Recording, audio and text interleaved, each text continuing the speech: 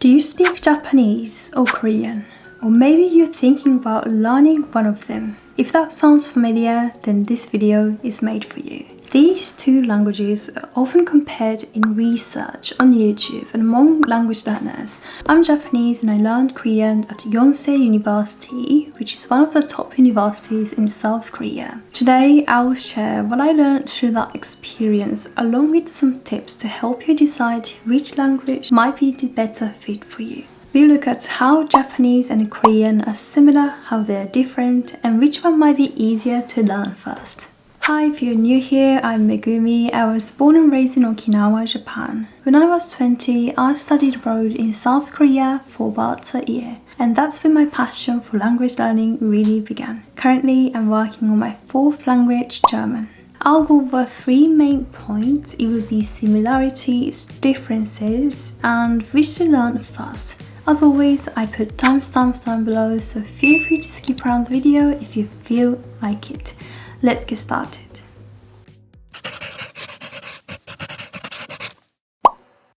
First, and probably the most well-known point, Japanese and Korean have very similar grammar structure. They both follow subject, object, verb, word order, which is quite different from English. For example, I sushi eat sounds completely wrong in English, but in Japanese and Korean, that word order is completely natural. Here's a simple example.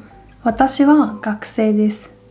저는 학생입니다. As you can see, the sentence structure is very similar. Both languages also use particles, small words that mark the grammatical role of each part of the sentence. Particles are a key part of how both languages work. One interesting thing is that the word order can be flexible because of these particles. For example, 学生, 私は, 학생, 저는. Even though the order is reversed, but the meaning is still clear. Because the particle wa in Japanese and 는 in Korean tells us the I is the topic of this sentence. You couldn't do this in English, student I. It sounds confusing. Both in Japanese and Korean, this kind of structure still makes sense. Another big similarity between Japanese and Korean is how much both languages value respect and politeness. In both cultures, there's a stronger emphasis on knowing your place in social situations, who you're talking to and how you should speak to them. Because of this, both languages have developed very complex levels of politeness. Most of the time, you have to change the verb depending on the level of formality or the person you're speaking to. Let's take a look at this example.社長がいらっしゃいます. 사장님께서 계십니다. This is what we call respectful speech. In both Japanese and Korean, special vocabulary is used when talking about someone superior. It raises the status of the subject, in this case, the company president. Now, here's a slightly different version.社長がいます. 사장님이 있어요. This is polite speech. You're not using special honorifics for the subject, but you're speaking politely to the listener. The verb isn't as formal, but the sentence ends in a polite way. And finally, we have the humble version. 社長がいらっしゃいますと申し上げます. 사장님께서 계신다고 말씀드립니다. This is called humble speech. It's used to lower your own position in the conversation to show respect. You're showing humility when reporting something, especially in formal situations. To summarize this part, respectful speech focuses on raising the subject's status. Polite speech focuses on being courteous to the listener using polite endings. Humble speech focuses on lowering the speaker's status to show respect. Both Japanese and Korean have these systems, but they work slightly differently. In Japanese, the entire verb often changes. In Korean, you usually add honorific markers or use a special verb form or suffix. And here's one interesting point.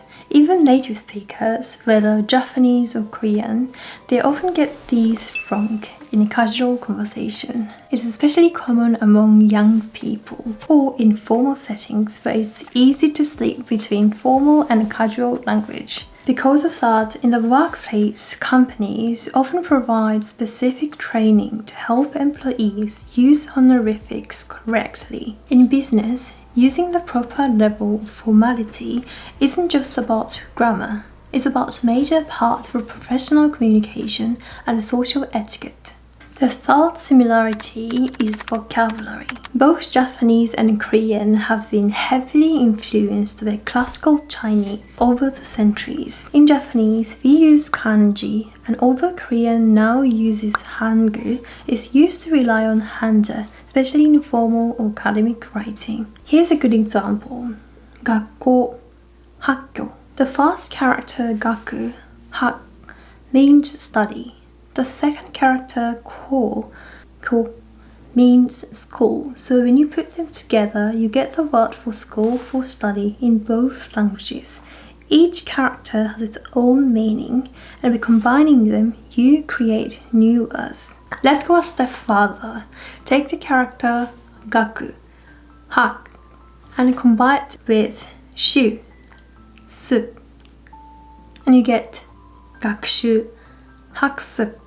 These kinds of combinations exist in both languages, and often the resulting words are very similar, not just in meaning but also in pronunciation. If you're learning from an English-speaking background, Korean and Japanese might feel very different at first, but once you get into vocabulary, especially words with Chinese roots, you start to notice lots of familiar patterns. These similarities can actually make the learning process easier and more enjoyable. Now let's take a look at what makes Japanese and Korean different. These two languages are often seen as similar, and that's true in many ways. But as someone who studied both, I've also noticed some big differences along the way. Let's start with the writing. Japanese uses 3 scripts: hiragana, katakana, kanji, and managing all of them can be quite a challenge. Korean, on the other hand, uses one writing system, Hangul, a beautifully logical alphabet. You can actually learn it just a few hours. By the way, I've made a video on my Korean channel where I teach you exactly how to master Hangul in one lesson. I'll leave the link in the description, so if you're curious, feel free to check it out. Hangul is phonetic, highly regular, and super intuitive, especially when you compare it to kanji, which can take years to learn. In one of my previous videos, I explained this, but to summarize, reading in Japanese takes a long time to master, mostly because of the kanji. It's not just about understanding the system, you have to actually memorize thousands of characters, and that takes time. Hangul, on the other hand, is more like cracking a code. Once you understand the structure, which doesn't take long, you'll be able to read any Korean word, even if you don't know what it means yet. That's why Hangul is known as one of the easiest writing systems in the world. For anyone just starting out with language learning, being able to read early on can be a huge confidence boost, and that's something Korean definitely offers. When it comes to pronunciation, there are some similarities between Japanese and Korean, but also quite a few differences. Korean has a more complex system of consonants and vowels. If you're not used to aspirated sounds, it can take a bit of time to get used to how Korean sounds. For example, the Korean letters k, k, g are all pronounced differently, even though they might sound similar to non-native speakers at first. These bursting or tense sounds make Korean pronunciation a bit tricky for beginners. The vowel system in Korean is actually fairly simple, but the consonants, especially the double or aspirated ones, get challenging. Japanese, on the other hand, has a much simpler sound system. This is great news for beginners because the pronunciation rules are regular and easy to learn. But still, Japanese has fewer distinct sounds. It can be hard for learners to tell words apart when listening, especially in fast or emotional speech. Also, even though pronouncing Japanese sounds is relatively easy, the range of how those sounds are used in real conversation can be surprisingly broad. For example, the vowel sound in Japanese can vary slightly depending on the sentence, the speaker's mood, voice volume, style of speech. So while it's not hard to say the sounds, it can be tricky to hear and recognize them correctly, especially for new learners. Korean is harder to pronounce at first because of complex consonants. Japanese easier to pronounce, but sometimes harder to understand when listening. Both languages have their own challenges, but once you tune your ears to them, they become much easier to follow. As I mentioned earlier, both Japanese and Korean use a lot of vocabulary that originally came from classical Chinese, especially in academic or formal contexts. At first glance, many words seem similar across both languages, but be careful. Some of them are what we call false friends. They might look or sound familiar, but they don't actually mean the same thing. Here are some examples. 대감이. In Japanese, this means a letter, like something you post. But in Korean, the word 수필, which uses the same Chinese characters, actually means an essay or short literary piece. If you want to say a letter in Korean, you would say 편지. 아이진.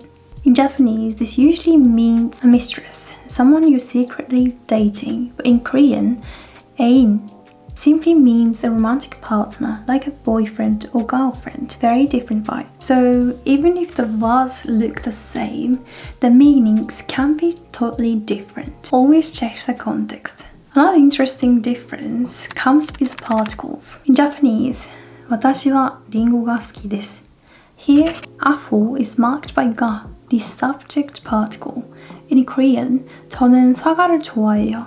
Here, apple is marked by 를, the object particle. This can feel strange at first, even though 좋아하다 means to like. In Korean grammar, it treats the thing you like as the object, not the subject, so it uses 를, which corresponds to 워 in Japanese. So to break it down, in Japanese, the apple is the subject. In Korean, the apple is the object. And just to clarify, Korean does have a subject particle, 이, 가, which is often used like Japanese ga, but not in this case. So if you try to match the particles directly one-to-one, you'll be quickly run into trouble. Another key difference, Korean tends to use Sino-Korean words more frequently in everyday conversation than Japanese does. For example, わかりました. This uses a native Japanese word and sounds soft and natural. 이해했어요. This uses a kanjigo, meaning understood, based on rikai. So while the meanings match, the Korean version feels more formal or logical, even in daily life. Here's another example. 나래마시다. 적응했어요. Again, the Korean version uses a Chinese-based version, while Japanese goes with the native phrase. When I was learning Korean, this was the hardest part for me. I was always wondering, why did they use so many kanji words in a casual conversation? It made me feel like I needed a huge vocabulary. So yes, Japanese and Korean share a lot of vocabulary roots, but when it comes to how words are used, especially in conversation, there are some major differences. Don't rely too much on similar looking words or characters. Instead, focus on how the word is actually used in context and how the grammar behaves around it. So, Japanese or Korean? Which language should you learn first? Let's start with a simple question. Ask yourself, are you more into K-pop, K-dramas or Korean culture?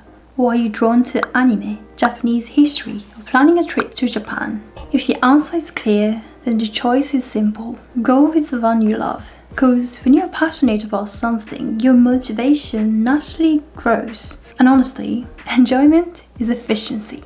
But what if you don't have a strong preference? Let's say you're in a situation where you have to learn one of these languages, maybe for work or because you'll be living in the country for a while. You don't feel especially connected to either culture. If that's the case, here's my honest advice. It would be Start with Korean first. One simple reason: reading is much easier. The Korean writing system, Hangul, is incredibly logical and phonetic. You can learn to read in just a few days, even if you don't understand the vocabulary yet. Japanese, on the other hand, uses kanji, thousands of Chinese characters. It takes students in Japan about 12 years, from primary through high school, to learn the essential kanji required for everyday life, like reading newspapers, understanding public signs, or writing formal documents. For non-native speakers, that's a significant time investment, and it can feel quite overwhelming at the beginning.